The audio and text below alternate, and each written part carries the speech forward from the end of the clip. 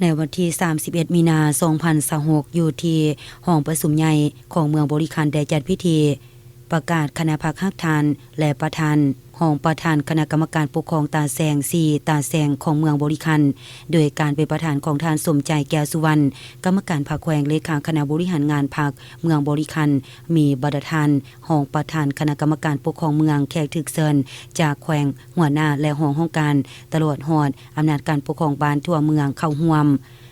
ในพิธีทานคำคองมูลไมห้องเลขาพรรคเมืองหัวหน้าคณะจัดตั้งเมืองผู้สีนามเวียกงานการเมืองแนวคิดเวียกภาคพนักงานเวียกปรับปรุงกงจากการจัดตั้ง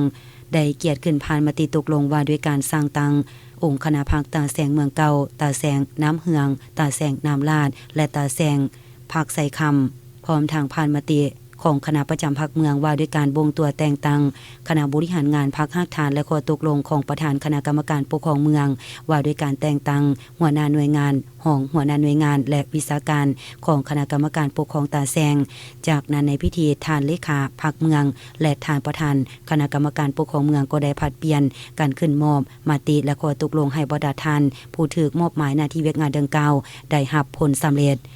ในตอนท้ายทางประธานยังได้มีความเห็นต่อคณะพรรคฮักทานประธานห้องประธานและบุคลากรผู้ที่ถูกซับซ้อนแต่งตั้งอยู่ในความรับผิดชอบในที่นี้ต้องเพิ่มทวีศึกษาโฮมการเมืองแนวคิดให้สมาชิกพรรคพนักงานราชการตลอดฮอดพ่อแม่ประชาชนบ่ได้เผาให้เลิกเซิงเทิงทองให้ถือเวียกงานเป็นอันสำคัญสอดห้อยไปทุกหน้าที่เวียกงานให้เขาเจ้ามีคุณธาตุการเมืองความหนักแน่นมีคุณสมบัติศีลธรรมปฏิบัติมีภารกิจอันสูงส่งที่ภาครัฐมอบหมายให้พร้อมการปฏิบัติหน้าที่พัฒนาตาแสงของตนรับผิดชอบให้ก้าวหน้าและเจริญรุ่งเรืองขึ้นไปเรื่อยๆ